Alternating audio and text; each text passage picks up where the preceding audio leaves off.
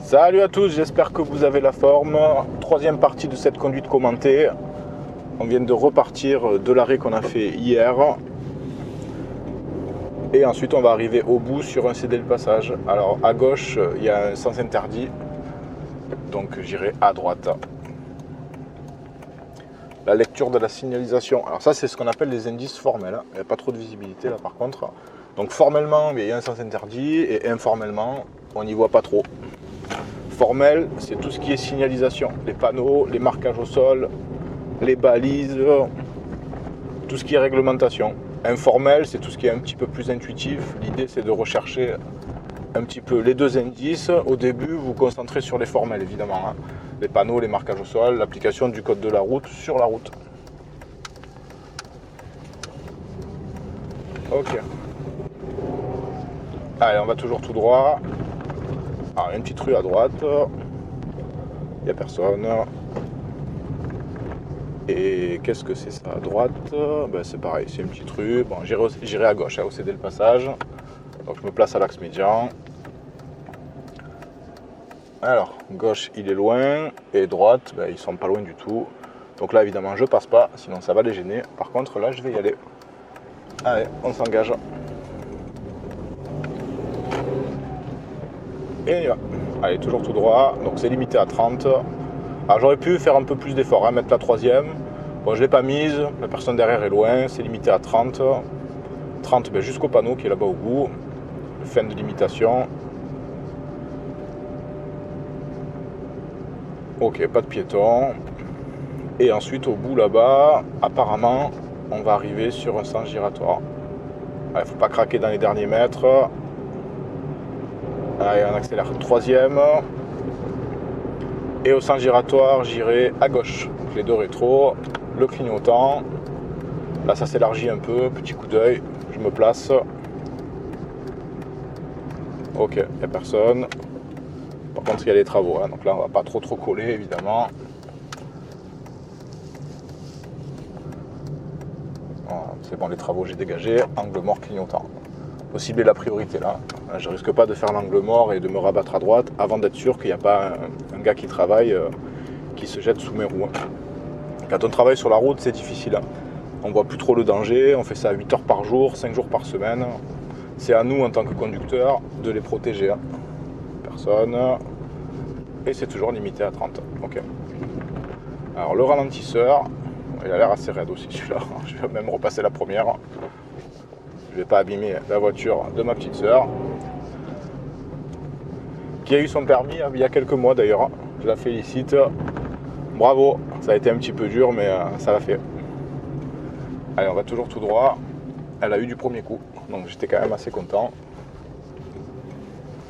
Bravo Carole, et bravo à tous ceux qui ont eu le permis dernièrement. Soyez prudents sur les routes. La première année, c'est difficile. Vous êtes lâché dans un monde un peu de brut, un peu de requin. Les limitations, c'est pas les mêmes. Les distances de sécurité, vous le voyez bien, les gens ne les respectent pas tout le temps. Ça colle un petit peu aux fesses derrière. Il ne faut surtout pas rentrer dans leur jeu, parce qu'il y a quand même beaucoup de très bons conducteurs sur la route. Il y a des gens qui font super attention. Il faut essayer de voir les choses de manière positive. Et c'est là où on fait vraiment son expérience. C'est là où on comprend, une fois qu'on a le permis, je vais à droite là. Quels sont les intérêts de la formation, de la conduite, pourquoi le moniteur à tel moment il nous a engueulé, pourquoi à tel moment on s'est arrêté pour faire une théorie sur quelque chose de précis. Je vais à gauche dans le parking. Ouais, petit coup d'œil. Et je vais dans le parking du magasin. Je ne vais pas dans le parking de McDo. Jamais de la vie. Hors de question. Je préfère pas manger. Allez, on continue. Et ensuite j'irai à gauche. En même temps, je crois que j'ai pas trop le choix là, vu les flèches. Ok, allez, c'est parti. Et au bout, j'aurai un stop. Alors, je mets la deuxième directe. Je vais m'arrêter en deuxième. Derrière, c'est bon. Frein et embrayage.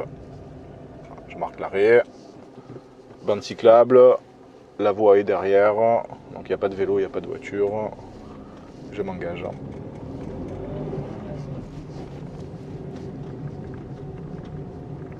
Et on va essayer de trouver un rangement en bataille que cette fois-ci on va faire en marche avant. Alors de nouveau un stop.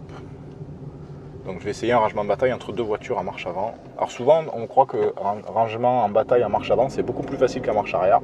Alors ça peut, hein, si on a un angle qui est à peu près large, ça peut être plus facile. Bon, par contre, de toute façon, la marche arrière, vous allez la faire, hein, parce que si vous rentrez en marche avant, il faudra sortir. Par contre, effectivement, je vais me garer à gauche en marche avant, entre la voiture jaune et la voiture rouge. Effectivement, si vous allez faire des courses, pour accéder au coffre, il vaut mieux se ranger en marche avant, hein, c'est sûr, c'est beaucoup plus pratique. Alors là, j'avance doucement, derrière il n'y a personne, et je braque quand le rétroviseur de ma voiture arrive au deuxième feu, donc au feu qui, cette fois-ci, est à côté de ma place, de la voiture jaune. Voilà, derrière, c'est bon. Et je braque à fond.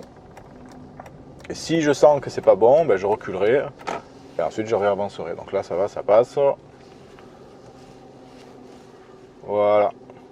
Ok. Alors n'essayez pas de faire un rangement en bataille en marche avant si vous êtes serré par rapport aux voitures. Hein. Donc rangement en marche avant, il vaut mieux le faire à la limite côté gauche. Côté droit, il faudrait limite s'écarter un petit peu, ce serait vraiment plus compliqué. Il vaut mieux rentrer en marche arrière. En permis, un rangement en bataille, la plupart du temps, là je vais reculer à gauche. La plupart du temps c'est en marche arrière. Si c'est pas précisé, rangement de bataille c'est marche arrière toujours. Ok, je fais attention derrière moi. Donc j'essaye d'alterner sur les côtés. Et quand je suis droit, je m'arrête. Comme ça je repars bien droit. Il faut éviter les diagonales dans les manœuvres. C'est pas très pratique. Et je vais reprendre à gauche. Là dans les parkings on n'a pas trop de visibilité, hein, surtout quand il y a beaucoup de voitures. La dame c'est bon. Je pensais qu'elle allait traverser, j'étais déjà sur le coup. Ah, elle va traverser. Ouais, elle laissait passer. Ça sert à rien de forcer là. Aucun intérêt. Pas de rapport de force. Ok, personne. Donc là je surveille bien les allées dans le parking. Les piétons évidemment, là encore plus parce qu'on est à côté de l'entrée. Et voilà, je surveille toutes les allées qui sont sur ma gauche. Alors j'ai la priorité, hein, on est sur l'axe principal, ils sont sur la gauche, donc il n'y a pas de marquage au sol. C'est les priorités à droite. Mais bon, je vérifie quand même évidemment. Allez, on va sortir du parking.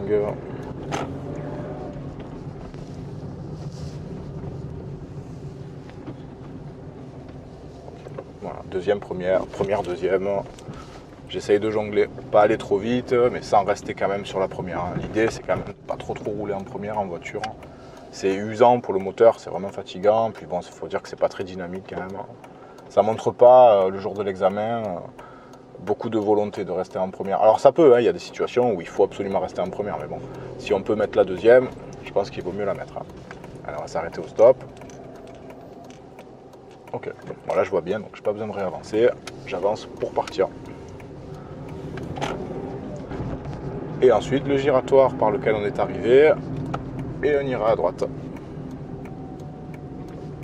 Et là on va essayer de se ranger en épi. Donc on va se ranger en épi à droite, en marche avant. Après la voiture là à droite, là, la Mercedes. Quand le rétroviseur dépasse la voiture à droite, hop, c'est le cas. Petit coup d'œil derrière, je regarde bien là où j'ai envie d'aller. Et je redresse le regard directionnel, là où j'ai envie d'aller. J'avance toujours un petit peu droit. Et là, si je suis pas sûr des obstacles, j'avance pas trop, je peux m'aider avec la voiture derrière. Là, je l'ai largement dépassée, surtout qu'elle est beaucoup plus longue que la mienne. Du coup, ça sert à rien d'aller tenter le diable trop serré devant. Là. Voilà. Le point mort. Et le frein à main. Ok, fin de la troisième partie de cette conduite commentée. Je vous souhaite à tous un bon apprentissage. N'hésitez pas à laisser en commentaire ce que vous pensez de ces conduites ou si vous avez des questions.